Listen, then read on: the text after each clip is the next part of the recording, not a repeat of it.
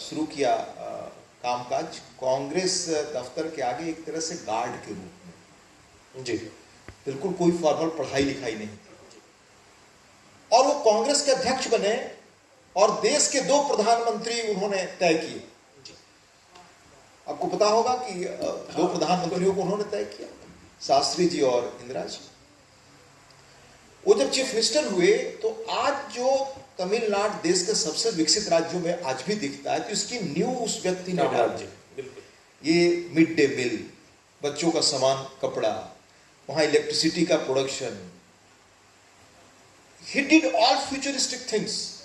और moral standard क्या कि उनकी अपढ़ मां थी, विधवा थी, अकेले थी, पर अपने साथ नहीं रखते थे, बिल्कुल गांव में रखते थे। तो लोगों ने पूछा कि आप क्यों गांव में रखते हैं और हर महीने जाते हैं और प्राइवेट इन्वेस्टर से जाते हैं, उसका पैसा भी जमा कर देते हैं। तो कहा कि मैं साथ रखूंगा तो उस मेरी माँ के माध्यम से सारे लोग गांव से पैरवी लेकर आना शुरू करेंगे, इनका काम करो और काम करो, वो मैं नहीं कर सकता। तो हर महीने वो गांव जाते थे, अपनी माँ के लिए सारी चीजें खरीद करके वहां देते थे। एक बार गए, देखे तो अलग से PWD का नल लगा दिया था पानी पीने के लिए, बूढ़ी औरत ले जाए, गए तो नल हटवा दिया। आज जब सबके घर आ जाएगा तो लास्ट में अनेक उनके किस्से हैं। जब एक छोटा moral standard of those people. इसमें जब आपके कामराज साहब की बात कर रहे हैं तो एक छोटा सा सवाल, राजनीति से जुड़ा नहीं, एक पॉलिटिकल थिंकर और ऑब्जर्वर होने के नाते आपसे पूछता हूँ, इतना बड़ा व्यक्तित्व जिसका रहा और जो पायनियर रहे बहुत सारे स्कीम्स के, वो अब राजनीति के फुटनोट्स पे कैसे चले गए? समाज बहुत हद तक उत्तरदायी है। हमारे यहाँ महाभारत में कहावत है, जिसका एक दूसरा रूप हम लोग कहते हैं, यथा प्रजा तथा राजा। उल्टा भी था, यथा राजा तथा प्रजा। तो जब यथा राजा में ऐसे लोग रहे तो प्रजा शायद वैसी नहीं हुई और प्रजा वैसी है, ये मोटे तौर पर। पर उसका ये आपने बड़ा गंभीर और गहरा सवाल पूछा। मैं अपने गांव जाता हूँ आज भी निरंतर, मैं निजी अनुभव आपको शेयर कर रहा हूँ। उस गांव में जो गरीबी मैंने देखी है अनंत विजय जी, वो शायद कहीं गरीबी का, उससे जो गांधी ने कहा था कि समाज का अंतिम आदमी, वैसे लोगों के बीच से मैं आता हूँ। पर तब था, उस वक्त कोई भी चीज, जैसे आपको याद होगा बहुत सारी चीजें सरकारी मदद आती थी। बचपन में सुना था वो जो जयप्रकाश जी जिसके अध्यक्ष बने, वो सूखा वगैरह पड़ा था, PL 480 की तरह, PL 480 के तहत गेहूं और उसका दूध वगैरह। तो हर गरीब आदमी पहले अपने से गरीब आदमी को इंडिकेट करता था, पहले उसको, तो उसको जरूरत है, खुद बात में। आज जब मैं जाता हूं किसी इलाके में, इररिस्पेक्टिव ऑफ एनी स्टेट, अगर सचमुच सरकार की जो नियम है BPL के लागू कर दीजिए, तो जिनको 4 चक्के का वाहन है, बाकी चीजें हैं, घर है, वो नहीं इंटाइटल्ड हैं, तो 80% लोग बाहर निकल जाएंगे। आज बच्चों को हमारे मुफ्त स्कॉलरशिप मिले, भले वो बच्चे क्लास नहीं करते, वी फोर्स ये समाज का सकते। इसमें मैं ये देख रहा था, इस पे थोड़ी ज्यादा बातचीत हो जाएगी। एक जगह आपने शीर्षक लिखा है और उस शीर्षक ने मुझे रोका, विकल्पहीन गांधी। वो कौन सी स्थितियां थी जिसमें आपको लगा कि गांधी के पास विकल्प नहीं? मैंने पढ़ा है, लेकिन यहाँ लोग बैठे हैं और ये तीनों किताबें बहुत दिलचस्प है और मुझे लगता है कि राजनीति में, और आपकी एक और खूबी है जिस पर मैं प्रश्न पूछूंगा, पर पहले गांधी जी वाला बताइए। दरअसल पढ़ने की थोड़ी बहुत आदत रही, तो अब तो बल्कि उससे एक कदम ये कहूँ, मैंने उसको धर्म के अर्थ में न लें हम लोग। जो भारतीय जीवन पद्धति है यही दुनिया को बचा सकती है, और गांधी उसके सबसे बड़े प्रतीक थे। 2018 में स्टीफन हॉकिंग हमारे समय के सबसे बड़े फिजिस्ट हुए एक तरह से। आपने वो तस्वीर बड़ी चर्चित देखी होगी, यहाँ बैठे लोगों ने भी देखा होगा, जो एक कुर्सी पर सिर्फ कन्फाइंड है, बोल भी नहीं पाते, जिनको आवाज भी नहीं थी बोलने की। डॉक्टर ने प्रिडिक्ट कर दिया था बाई द वे कि आपका जीवन बस 2-4 वर्षों का है, पर उनके कहने के बाद वो 30 वर्षों तक रहे और दुनिया के सबसे बड़े एस्ट्रोफिजिस्ट और खगोलविद और वो फिजिक्स माने गए।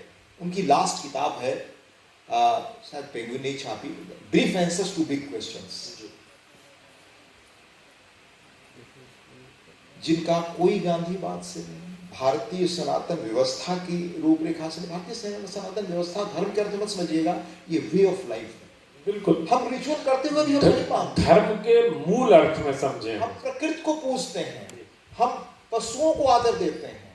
अब मैं आपको इतिहास के दूसरे प्रसंग बताऊं, जो पुराने हमारे इंडोलॉजिस्ट वगैरह जर्मन के हुए बाकी लोग जो भारत की उससे फैसिनेट थे, विली डुनट हुए इतिहासकार 30s में भारत आए, उन्होंने लिखा कि ये मुल्क ऐसा है जहां अगर सड़क पर जानवर बैठा है तो लोग अपनी गाड़ी या अपना सब कुछ बदल लेते हैं कि उसको बैठे रहने तो उस पर चढ़ा मत दो। This kind of feeling they had. तो मैं चर्चा कर रहा था आपका गांधी की। तो जो स्टीफन हॉकिंग ने कहा कि आज पूरी दुनिया की नियति एक हो गई, अगर बचना तो सबको एक तरह सोचना होगा।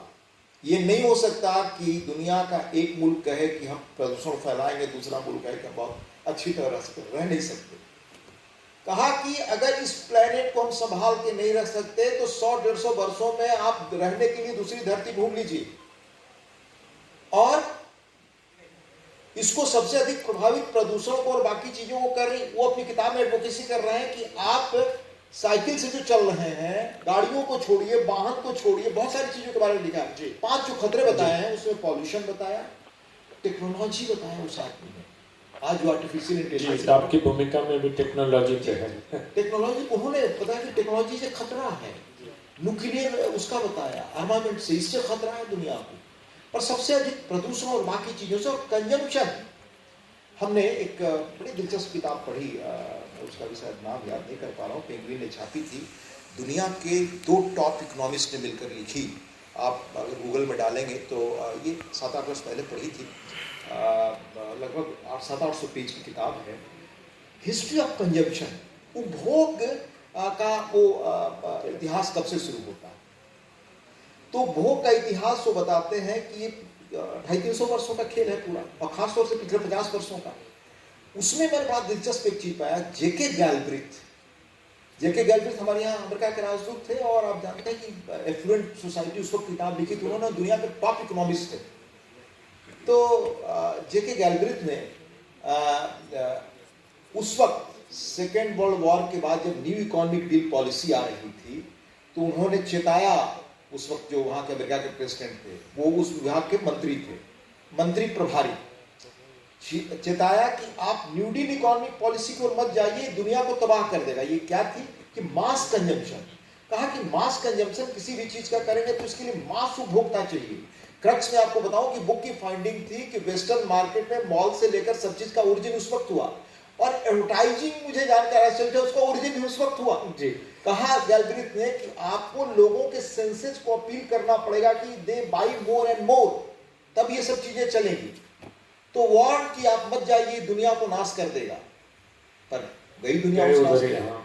तो मास कंजम्पशन से गैलब्रिथ ने चेताया, और उस किताब का निष्कर्ष है कि वेस्टर्न सोसाइटी में कम से कम 1/3 से अधिक लोग ऐसी चीजें खोल लेते हैं जो बंडल खोल भी नहीं पाते, दुनिया से विदा हो जाते हैं। और उस मास कंजम्पशन ने आपके क्लाइमेट से लेकर बाकी चीजों को, जंगलों को कैसे तबाह कर दिया, ये वो प्रोडक्शन रेट। गांधी में दृष्टि थी, उस वक्त कहा कि प्रकृति सबको जरूरत के अनुसार देगी, ग्रीड को पूरा नहीं करती, और लंबा विषय है। गांधी अनआजमाए हुए सबसे बेस्ट इकोनॉमिक मॉडल है जिस पर चलकर दुनिया को आप बचा सकते हैं। इसी के तहत हमने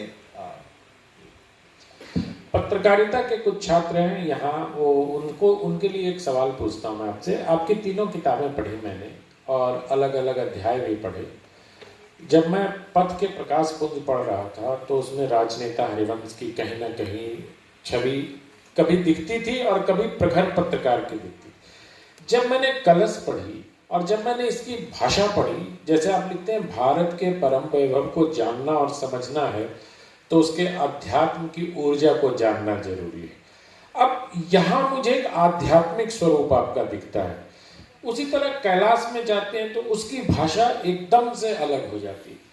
तो भाषा को विषय के हिसाब से कैसे साधते हैं? अगर इस थोड़ा सा गुरु मंत्र देंगे तो हमारे जो नहीं, मेरा इसमें कुछ भी नहीं, जो कुछ हमने अपने वरिष्ठ लोगों से सीखा और मैं कहूँ कि पत्रकारिता में जब ज्ञानंद विजय जी, तो टाइम्स ऑफ इंडिया में उन्हें ट्रेनिंग स्कीम चलता था, आप जानते हैं उसके बिल्कुल, बहुत सारे सिलेक्शन टेस्ट हुआ। होते हैं। हाँ, बहुत टेस्ट होते थे और सिलेक्शन बोर्ड हमारे इंटरव्यू बोर्ड में होते थे। भारती जी, खुशवंत सिंह, गिरलाल जैन, अगे जी, ये सारे लोग थे। सबने एक शब्द में कहा कि पत्रकारिता में रहना है तो हमारा हथियार भाषा है, अधिक से अधिक भाषा को बेहतर बनाना, और भाषा बेहतर बनाने के लिए जितना अधिक आप पढ़ सके, स्वाध्याय पढ़ना, किसने अपने अपने दौर में बेस्ट रिपोर्टिंग की, किन चीज़ों पर कैसे लिखा। अब जैसे भारती जी के बारे में मैं कहूँ आपको कि बांग्लादेश पर जितनी लाइव रिपोर्टिंग वॉर फील्ड से जाकर उन्होंने की है, उनका दूसरा एक रूप है। उनके साहित्यकार रूप को तो दुनिया जानती है, लेकिन श्रेष्ठ पत्रकार रूप जो दुनिया के किसी पत्रकार के समकक्ष होगी, वो भारती जी का ये भी रूप है। तो उन लोगों ने, मैं धर्म में बैठता था तो मेरी आदत थी शाम को, एक तो मैं बताऊं आपको कि बड़े समय के पाबंद थे, और 9:30 बजे अगर हमारा दफ्तर शुरू होता था तो 9:25 आप घड़ी मिला सकते थे, भारती जी अंदर है, और वो दिन में 1 घंटे ही लोग मिलते थे। और वहाँ पर आनंद विजय जी, आप जानते हैं कि उस वक्त धर्म 6 लाख 7 लाख और देश के हुजहू कर लीजिए, आज जितने मीडिया हाउसेज हैं उनका एक्युमुलेटिव वो इम्पैक्ट नहीं था जो धर्मी का उस वक्त था। तो सारे लोग मिलने आते थे, राजनेता हो, फिल्म के लोग हो, टॉप जाने जिनका आप नाम लीजिए उस वक्त वहाँ मौजूद होते थे। भारती जी लेकिन 12 से 1 के बीच ही मिलते थे लोगों से। और उस बीच करते हो क्या, 6 महीने आगे, 8 महीने आगे, 1 साल बाद का हमारा अंक कैसा होगा, इस पर थिंक करना लगातार, अपने लोगों से बात करना, जो स्टाफ। तो अगर थोड़ा बहुत जो भी कुछ बन सका तो मैंने सीखा है भारती जी जैसे लोगों से। मैंने सीखा है Narayan Dutt ji, he is less known. Narayan Dutt ji Navneet के संपादक होते थे। कभी बच्चों से मैं वो कहूँगा कि नवनीत के पुराने अंक मिले जब वो संपादक थे। नारायण दत्त जी कौन थे? वो मूलतः कन्नड़, मूलतः ओरिजिन तो आंध्र से था, लेकिन 1700 वर्षों पहले वो लोग चले गए थे कर्नाटक। उनके पिताजी मैसूर महाराजा के उसमें थे, और बड़े संगीत के वो थे, बड़े नाम थे लिखने वालों में, संगीतकार। सुब्बुलक्ष्मी ने उनके संगीत को गाया है, आप समझ सकते हैं। तो उनके 4 बेटे हुए, उसमें एक नारायण दत्त जी थे जो गुरुकुल में पढ़े, बड़े लड़के थे उनके HY शारदा प्रसाद। अच्छा, उनके छोटे, वो शायद 10-12 भाषाएं जानते थे। वैसा संपादक मैं जीवन में नहीं देखा, इतनी विद्वता 8-10 भाषाओं के अतिरिक्त, और इतनी विनम्रता। तो वो जो पत्रिका अपनी संपादित करते थे, तो बुक्स वगैरह के बारे में देखिएगा, नवनीत सबसे रिचेस्ट पत्रिका थी क्लास। एक एक चीज खुद पढ़ के उसको संपादित करते थे, और हमेशा नेपथ्य में रहते थे, कभी अपना नाम आगे देना। गणेश मंत्री जिनके साथ हमने तो ये सारे लोगों का अगर उनकी चीजों को पढ़ा, उनके साथ रहा, तो जो कुछ बन सका। कमियां हमारी है, बाकी जो कुछ बन सका उन लोगों का। कैलाश पर, और ये इसका कैलाश में बोलना बड़ा अच्छा लगता है, आप समझते होंगे क्यों, क्योंकि यहाँ दंत सा का ही प्रयोग है। तो इसमें जो आपने लिखा है कि आप मतलब युवावस्था से ही उसको लेकर आपके मन में एक उत्सुकता का भाव था। सृष्टि का मुकुट कहा है, ये बहुत बड़ा आपने शब्द युग में उपयोग किया है इसके लिए। थोड़ा अपने इस थॉट को समझाइए कि कैलाश मानसरोवर को आप सृष्टि का मुकुट कैसे कहते हैं? कैलाश जाने के पहले मैंने बहुतों की यात्रा वृत्तांत कैलाश पर पढ़ा, वो पुस्तक में आप पाएंगे, सबका उल्लेख भी है। और ये मैं नहीं कहता, जितने लोग हमारे पहले गए उसमें एक नाम हम खास तौर से आपको बताएंगे। दुर्भाग्य की देश आजकल लोगों को नहीं जानता। आज मैं आते हुए अभी जॉन के की किताब आई है, बड़ी मशहूर, 1 साल लगभग हुए होंगे, Himalaya exploring the roof of the world. अच्छा, रूफ ऑफ द वर्ल्ड शब्द ये मैं नहीं कह रहा हूं, और एक भारत में ही, मतलब हमारे एक स्वामी प्रणवानंद को, जी बिल्कुल, स्वामी प्रणवानंद को लोग जानते कम हैं। स्वामी प्रणवानंद आंध्र के थे, और उस ज़माने में लाहौर से पढ़ाई की। पढ़ाई करने के बाद 1927-30 के आसपास वो फिर लौट गए और वो कांग्रेस पार्टी ज्वाइन की, क्योंकि उन्होंने आज़ादी की लड़ाई में वो जा रहे थे। उसी रहने के बाद ही turn to spiritualism, went to Himalaya. 1922 या 23 से 1950 तक दुनिया के वह शायद अकेले व्यक्ति हैं जो 23 से 24 बार वो कैलाश मानसरोवर गए, और 3 रास्तों से गए। कश्मीर ऊपर आपका लद्दाख होकर के, दूसरा रास्ता है आपका ये उत्तराखंड होकर के, तीसरा रास्ता ये नेपाल का, और शायद वो अकेले व्यक्ति हैं जो 23-24 बार परिक्रमा की है सारी चीजों की, कैलाश की, मानसरोवर की, और 6-6, 8-8 महीने, साल भर रहे हैं लगातार।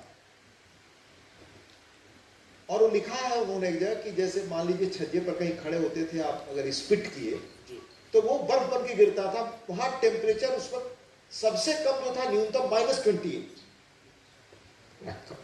और उनके गुरु कौन थे? वो जो उनका नाम है डॉक्टर स्वामी ज्ञानानंद। वो उस वक्त डीएससी और पीएचडी थे, और डीएससी और पीएचडी कहां से थे? लंदन से, और न्यूक्लियर फिजिक्स थे। They were top brains of those days. और वो स्पिरिचुअलिज्म में बहुत आगे गए। उनके बारे में बड़ा दिलचस्प पढ़ा मैंने पॉल ब्रंटन की किताब में। वो किसी को दिलचस्पी हो तो पढ़ना चाहिए, भारत का वो अतीत क्या है। ये जो आज मार्केटिंग होती है स्पिरिचुअलिज्म का, ये नहीं है भारत का अतीत, ये स्पिरिचुअलिज्म नहीं है। वो ये है चीजें जो आज हम नहीं जानते। और 78-79 तक ये जीवित रहे। क्या कुछ हिमालय के अनुभवों के बारे में लिखा है, उसके बाद बंद कर दिया। लास्ट में कृष्णनाथ जी ने जो हिमालय का खंडों में लिखा है, उनकी भाषा तो मुझे इंस्पायर करती है। और संयोग से कृष्णनाथ जी का मुझे बड़ा वो मिला, सानिध्य मिला है, सानिध्य मिला है। और उसमें फ्रीडम मूवमेंट में भी गांधी को छोड़ दीजिए, गांधी तो एक स्पिरिचुअल वो थे ही, पर अनेक टॉप लीडर्स हुए जो बाद में स्पिरिचुअलिज्म उसमें चले गए। जैसे अच्युत पटवर्धन, आज लोग याद नहीं करते। पंडित रामनंदन मिश्र, हाँ, ऐसे अनेक नाम है आपको गिना। कृष्णनाथ जी खुद, कृष्णनाथ जी को विद्यार्थी के रूप में मैं देखा हूं, वो किस शीर्ष पर थे, और वो चले गए जिद्दू कृष्णमूर्ति और बौद्ध के साथ। तो लाइफ सिर्फ वही नहीं है जो मटेरियल लाइफ, जो कंजम्पशन, जो कंज्यूमरिज्म का हम लाइफ देखते हैं वही नहीं है। It's beyond that. तो जीवन को इस बियॉन्ड के को देखने की दृष्टि क्या सिर्फ अध्यात्म से ही मिल सकता है या अध्ययन से भी मिल सकता है? मतलब प्राथमिक स्रोत पे जाएं या सेकेंडरी सोर्स पे भी? नहीं, बल्कि मुझे इजाजत है कहने के लिए कि प्राथमिक सोर्स तो दरस परस है। देखना, मैं जिस गांव से आता हूँ, बताया कि बड़ा डिफिकल्ट गांव है, पर वो एक खूबी उसकी है, वो संगम भी है और गंगा और घाघरा का। तो हमारे यहाँ बड़े संत आते थे, तो उसमें कुछ संत वाकई ऐसे होते थे, उसमें आपको आनंद विजय जी, जिनके प्रति देखकर श्रद्धा होती थी। They are list attached. वो छोड़ दीजिए, मैं आपको हाल की बात बताता हूँ। हमने उसमें राधानाथ स्वामी के बारे में लिखा। राधानाथ स्वामी मूलतः अमेरिकन, उनकी 2 किताबें हैं, बैक जर्नी हूँ, और एक है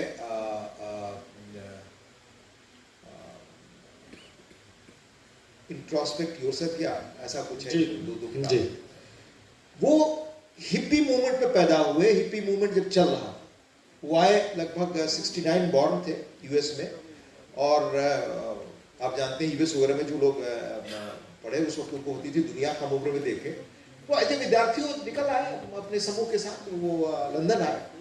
लंदन से हिच हाइकिंग करते हुए, हिच हाइकिंग, कभी पैदल, कभी सड़क से, कभी घूमते हुए ही केम टू हिमालय।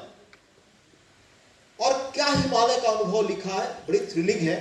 क्या हिमालय का अनुभव, ही स्टिल अलाइव। मैंने उनको ढूंढ कर जब उनकी किताब पढ़ा, मिला उनसे, मैं जहां काम करता था उनको बुलाया, वो आए। आज गूगल से लेकर दुनिया में आप चले जाएं, यूएस प्रेसिडेंट से लेकर और बाकी, he is most wanted to know, people want to meet and listen him.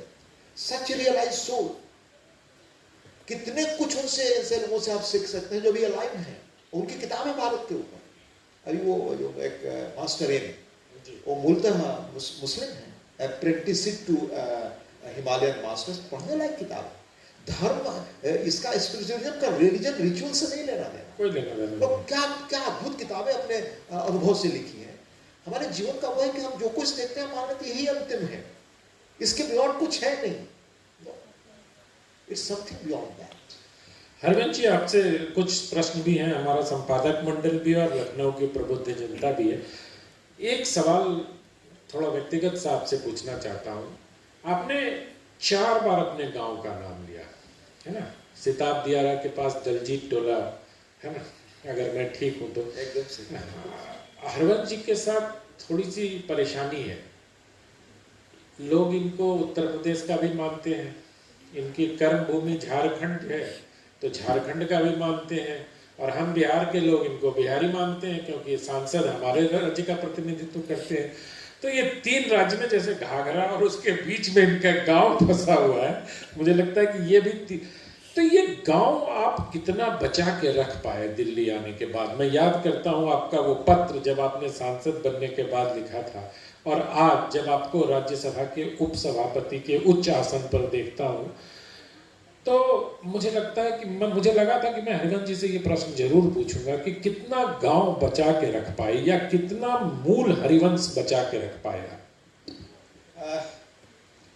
अपने बारे में तो मैं क्या कहूँ, तो समाज या हमारे आसपास के लोग मूल्यांकन करेंगे वो क्या।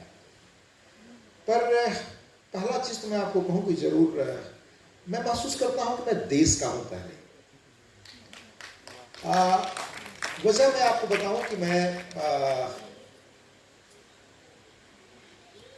महाराष्ट्र में काम किया लंबे समय, बिल्कुल हैदराबाद में काम किया, कलकत्ता में 5 वर्षों तक रहा, और मेरा जो गांव है वो 3 जिले और 2 राज्य में। तो मेरी आधी चीजें बिहार में है, और बिहार में भी 2 जिलों में, छपरा और आरा में। तो घर होता क्या रहा है कि वो दियारे नदी जब कोर्स बदलती है तो कटते हैं, हम यहाँ गिरे उधर घर बना दिया तो हम वो बिहार चले गए। तो 3/4 सब चीजें बिहार में, बाकी उत्तर प्रदेश हम अंतिम गांव है, और हमारे उससे सबसे ज्योग्राफिकल दूरी वो भी है। सारा पढ़ना लिखना इलाज सब कुछ बिहार के ही, चाहे आरा चाहे छपरा से होता है, ये उसकी ज्योग्राफिकल लोकेशन। गांव अगर मेरे जीवन में गांव न हो, मैं निजी ये बात आपसे कह रहा हूं, तो शायद मैं जहां भी धीरे धीरे जो कुछ करने की कोशिश करता हूं नहीं कर पाता। कि गांव ने वो ताकत दी कि हर मुसीबत का सामना कर सकते। क्या बहुत अच्छी बात है। एक फसल होती थी, एक फसल होती थी, उसमें लोगों को स्वाभिमान से अपनी शर्तों पर जीते हुए, अनरीजनेबल नहीं, और ईमानदारी से जीते हुए रहने की सबक गांव से मिली। ये दुर्भाग्य है कि अब जो गांधी कहते थे कि, और ये मैं भी अब फील करता हूं कि जब तक गांव की संस्कृति बची रहेगी ये देश बचा रहेगा। जो इकबाल ने लिखा कि बात है कुछ ऐसी कि हंसती फिरती नहीं हमारी, मिट गए रोग कौन कौन दुनियाई यूनान, और वो सारे सब खत्म हो गए। तो गांवों ने ही देश को बचा के रखा, ये गांधी समझते थे। ये चंद्रशेखर जैसे लोग समझते थे। चंद्रशेखर जी का वो भाषण कभी जो राजेंद्र प्रसाद स्मारक व्याख्यान वाला उन्होंने दिया, हमारा सामर्थ्य, पढ़ के देखिए क्या क्लास भाषण है साहब, भारत की ताकत क्या। उसके बाद विनोबा समझते थे। विनोबा गांधी की कुटिया के आगे एक वाक्य लगा हुआ है, आप जाएं अगर वहां पर साबरमती में, कि आज जो मैं कह रहा था ना कि जो आज इकोनॉमिस्ट कह रहे हैं, गैलब्रिथ कह रहे हैं, ये लोग अपनी इकोनॉमिक फाइंडिंग में कह रहे हैं, भारतीय दर्शन से इनका कोई लेना देना नहीं। गांधी कहते हैं, वहां लिखा हुआ है कि एक दिन आएगा कि सब लोग रिग्रेट करेंगे कि हम मोर एंड मोर और अधिक खरीदें और अधिक खरीदेंगे, उपभोक्ता उसमें जो डूबते जा रहे हैं, तो जिसमें ये सब खत्म कर देंगे। ये इसी तरह का अंश है। पागल दौड़ में सारी दुनिया पीछे लगी हुई है। अब व्यवस्था में लोग सोच रहे हैं, वही बात विनोबा जी कहते थे, इंद्रिय जीवी पीढ़ी आ रही है हमारी, बिल्कुल, जो हमें सेंसेस को अपील करता है, उसके लिए हम सब कुछ करने को तैयार हैं। गांव ऐसे नहीं, गांव में अब गांव बदल चुके हैं, क्योंकि गांव पर वो अर्बन, वो पश्चिमी वो प्रभाव जा रहा है। और ये सबसे बड़ी चिंता की वजह है कि गांव के वो सरोकार संस्कार जो गांव समाज के लिए जीता है। मैंने अपने गांव में देखा है अकेले विधवा औरतों को एक झोपड़ी में जीवन गुजारते हुए पूरा समाज उनको केयर करता है। Can you imagine this thing? तो हमारे गांव के वो स्टैंडर्ड बड़े थे या आज? अभी मैं एक जेके गैलब्रिथ का लास्ट लेक्चर पढ़ा था लंदन स्कूल ऑफ इकोनॉमिक्स में 2000 में उन्होंने दिया। जेके गैलब्रिथ जैसा इकोनॉमिस्ट कहता है कि आज दुनिया को देखने की जरूरत है कि मार्केट को इतना आपने इंपॉर्टेंस दे दिया, ये मार्केट क्या शेक्सपियर पैदा कर सकता है? ये मार्केट क्या चार्ल्स डिकिन पैदा कर सकता है? चार्ल्स डिकिन जैसा लेखक, और बहुत सारी चीजें उन्होंने कही है। चंद्रशेखर जी पीएम थे, एक बार पुणे गए बोलने के लिए, तो वहाँ MIT एक इंस्टीट्यूट है बड़ा फेमस, तो वहाँ कहा वहाँ के कुलपति वगैरह सब लोगों ने कि बहुत जल्दी हम नोबेल लॉरेट्स पैदा करेंगे। उन्होंने एक वाक्य कि वो समय आएगा कि भारत और नोबेल लॉरेट्स पैदा करेगा, पर याद रखिए कि वो धरती है संत ज्ञानेश्वर जैसे लोग पैदा होंगे। बिल्कुल, क्या बात है। जहां इस तरह की परंपरा, हम अगर गांव की संस्कृति को भूल गए तो हम बच नहीं सकते। गांव की वो संस्कृति मुझे बार बार खींच कर ले जाती है, पर मैं देखता हूं कि गांव का शहरीकरण बहुत आ गया, इंडिविजुअलिज्म बहुत आ गया, अकेलेपन वहां भी बहुत आ गया। सड़कें नहीं थी, सड़कें पहुंच गई, पर ये मनोभाव भी आ गया। उन्हीं सड़कों से ये चीजें भी पहुंच गए। आपके गांव के पास के मदन मोहन सिंह जी बैठे हैं, कुछ 100 मीटर की दूरी है शायद, ये भी उस द्वंद में फंसे रहते हैं कि बिहार है कि बलिया।